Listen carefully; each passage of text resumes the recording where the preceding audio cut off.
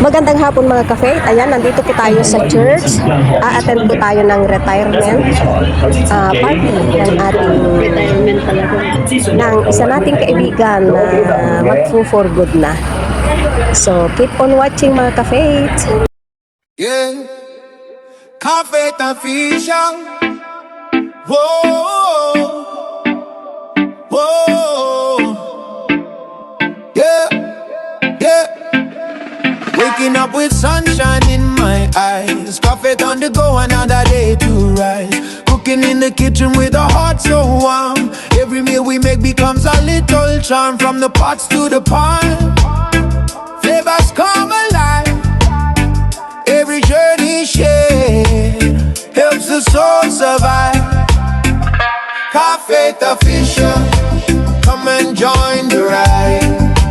Traveling the world with joy, we cannot hide.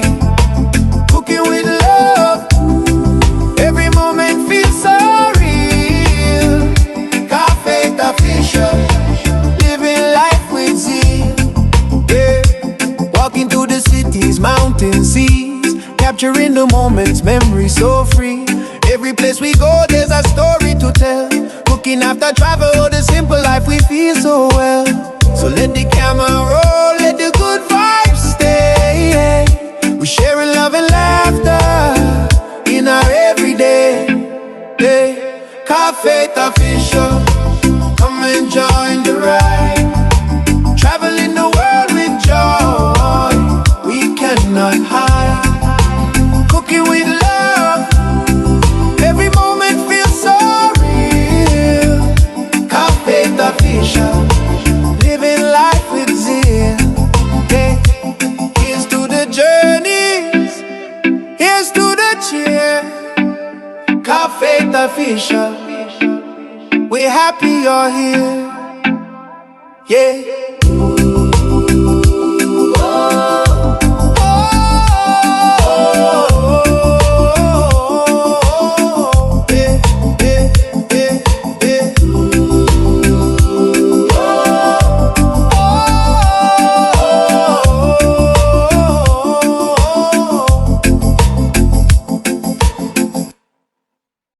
Yeah, Cafe Official.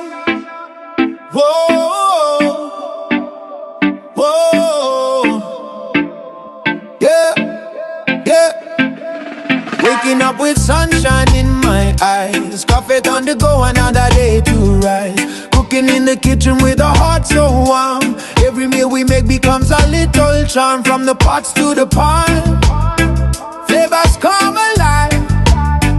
Every journey shared helps the soul survive. Cafe Official, come and join the ride. Traveling the world with joy, we cannot hide. Cooking with love, every moment feels so real. Cafe Official, living life with zeal. Yeah, walking through the cities, mountains, seas, capturing the moments, memories so free. Every place we go, there's a story to tell. Cooking after travel, the simple life we feel so well. So let the camera roll, let the good vibes stay. We're sharing love and laughter in our everyday. Hey, Cafe Official, come and join the ride. Traveling the world with joy, we cannot hide. Cooking with love. Nagtipon-tipon na yaman kin tao Diyos, kaya tipon daway, na income, i-celebrate, O Lord God, ay tinang, karang send off ni si Stacy, O Lord God, kaya ako kumain, makiagda ka na kami, habang kapatuloy kami, O Diyos, dahil tinang programa, makikagda ka na kami, gawatan mi, O Diyos, na tinasantuan na Espiritu, ay so, timang liliwa, ang di joy ka na kami, nga pagpatuloy, dahil tinaragagsak, samrambak, ay celebrate mi, di pa nag-send off na, hang na di kami, lubigat, kada di ragsak, lungkot na kami nga makadwak kada tipay nga panawen kagawitan ko Diyos nung amo kan pa-check na dati plano itibiyag na sa isayaat na itiplano na so nga po Diyos at yaman kami iti kinayong pagmo karapada iti kinapudnog kan kinamalagayat mo iti pawas may isa kata kami o Diyos. Sika ako, ting mga iwan, mang bendisyon, ang pagpatuloy nga makiagda kata kami, hingga na magpasimulan tayo ting programa o Lord God. Bendisyon ang tibaw, may isa kata kami, sika ako, ting may tantanok, gan maningat nga to, ting nagtitingan ni. Sika itong amin, nga dayaw, gloria kan panagyaman. Itinapatay ganagan ni Jesus nga po ni. Amen. Amen. Okay, para sa mensahe na galing kay Ate Elvie.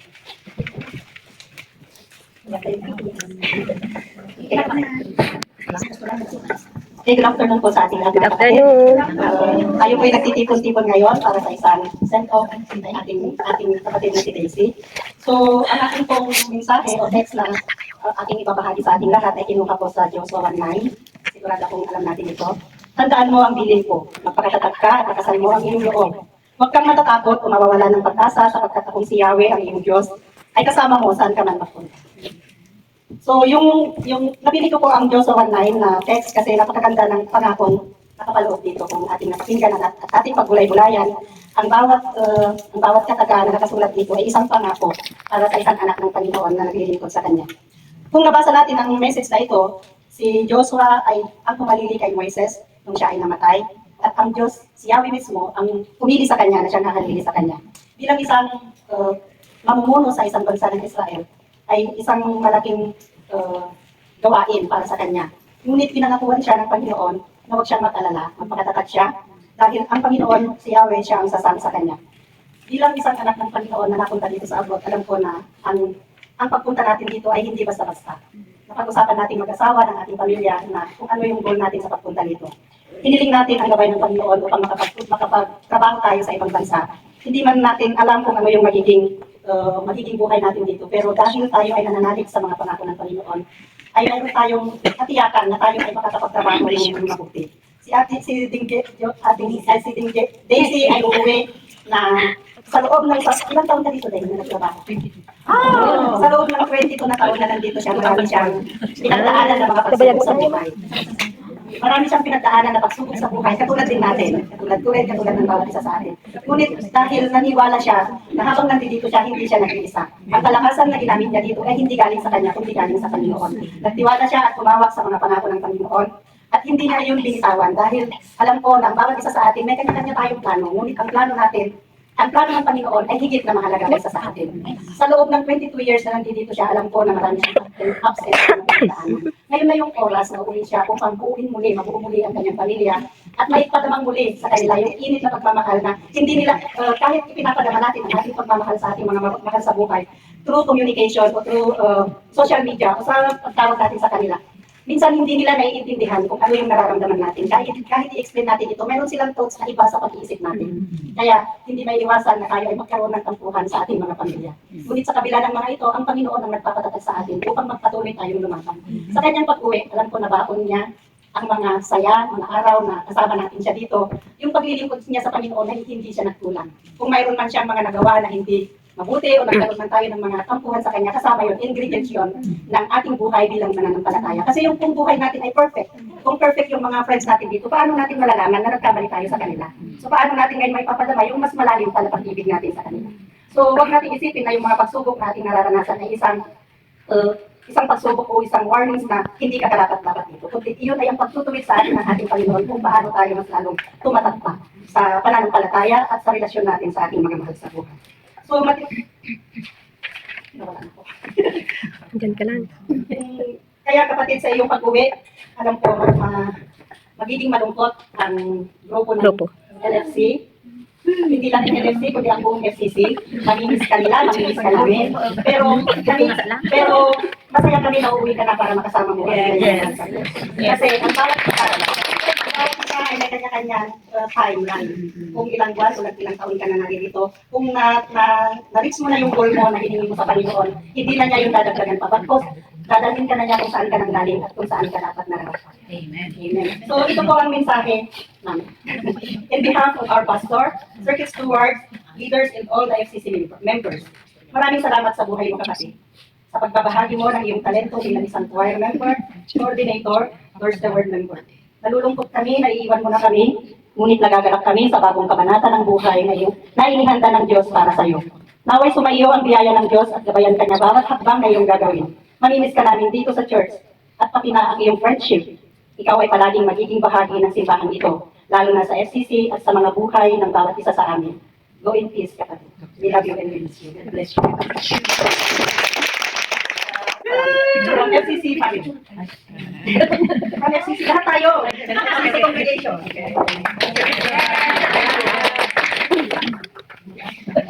Maraming salamat ate sa napaka-lalim, napaka-touching na message. Hindi lang para kay Friend Daisy, kundi dadaan tayong lahat dito sa moment na ito.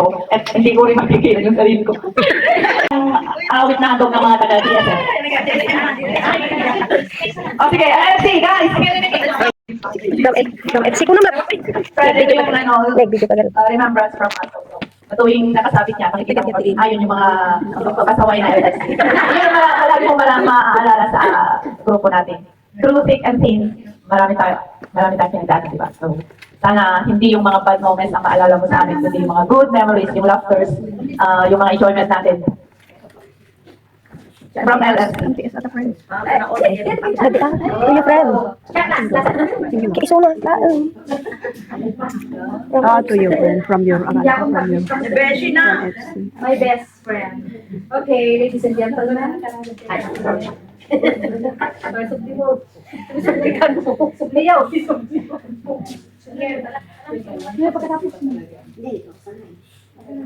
As your Best friend, best enemy, and best. Yun na yun. Ate Daisy, thank you so much sa friendship.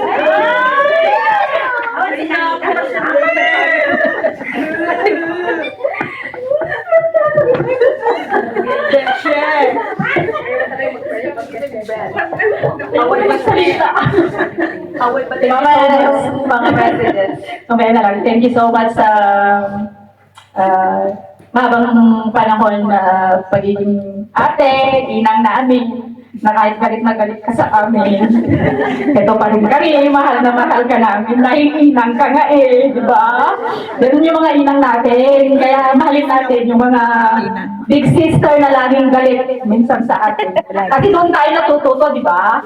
Kung wala tayong inang o ate na nagagalit sa atin sa mga mistakes, hindi tayo lalago. God bless ate, sarili mo. Okay,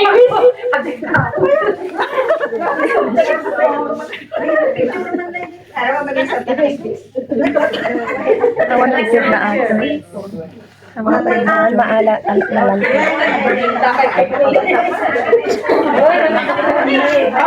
Ngayon naman, pakinggan natin ang kanyang acceptance speech. Ay, gore kasi kami pa. Sorry.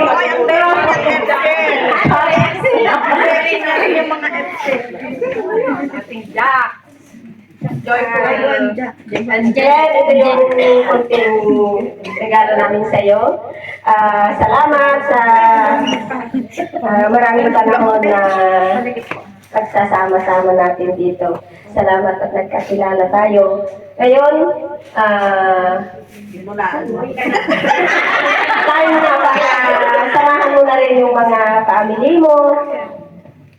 Naway, ang mga natutunan mo dito ay gagawin mo rin doon. I-share mo rin sa church ninyo. So,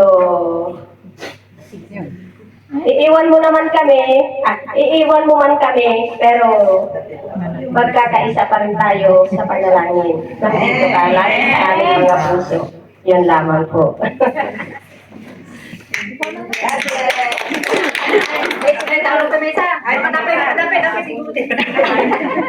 Mula sa aming lima kami.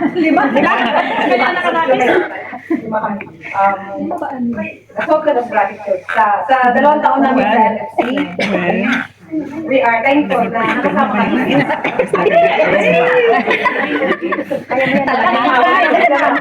Masasabi ko lang, there is always a perfect time.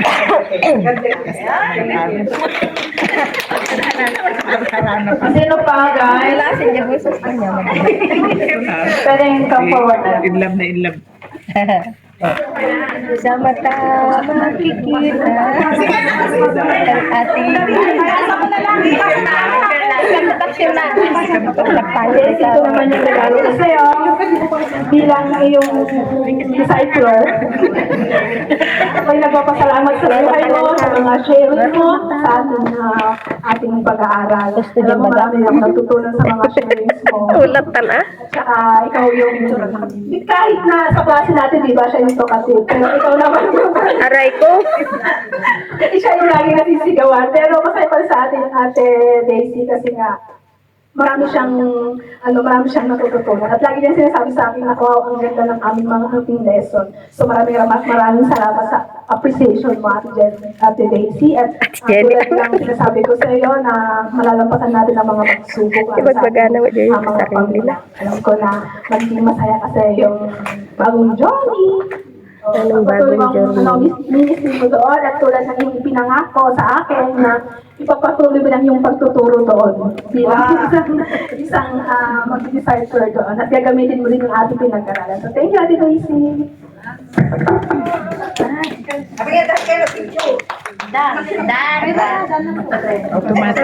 Kidam kan. Ako naman, best. Pati tayo po sa upan mo. Kakanan. Di ba kung kanan kong Tante Junior? Yung galit mo sa mga junior, di ba kung... Alay, yada ka tayo na mo imay. Na-accept natin yun. Sabihin namin ito para... Sangit na. Hindi,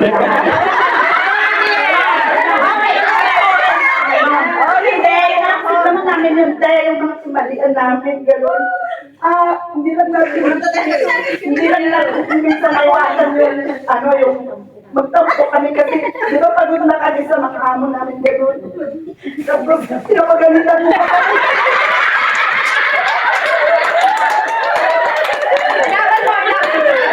Laban ko, George.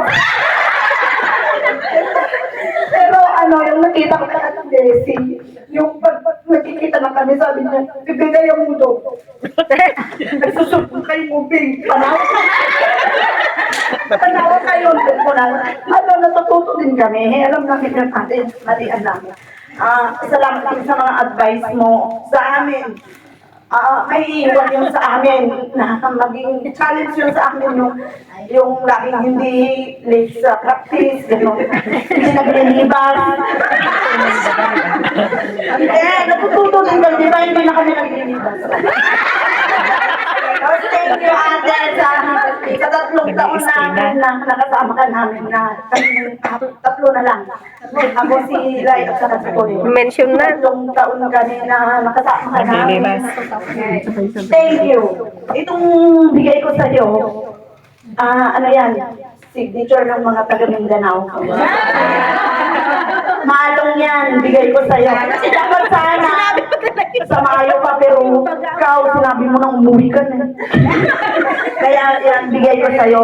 Pag, mainit man o malamig, mo lang yan, maalala mo si Kat. Si Kat, ating mo na taga Mindanao. I love you.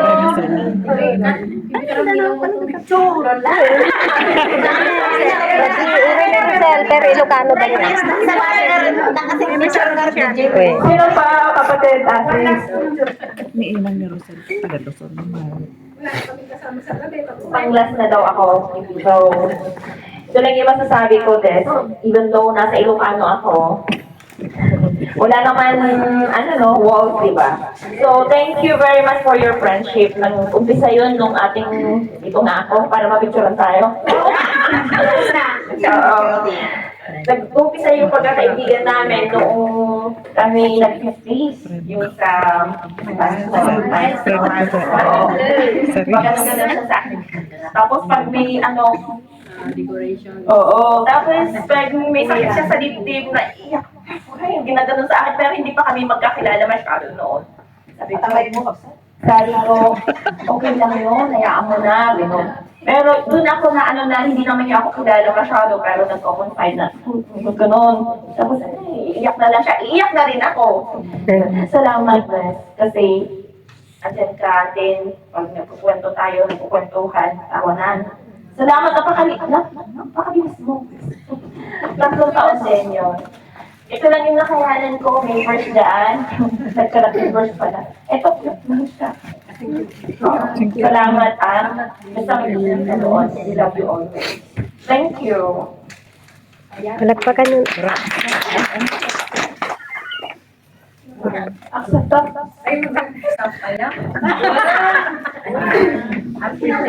Thank you, Dadun. Ay,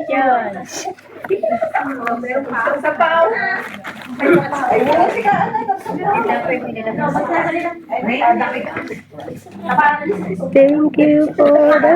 God bless you. At kita tanto dyan, ano naman yung kuya ko? Nagkaliyaga.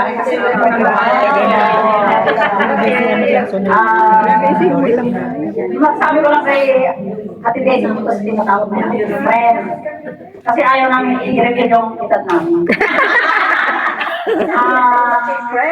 Kasi yung sa praise and worship, lagi siyang late.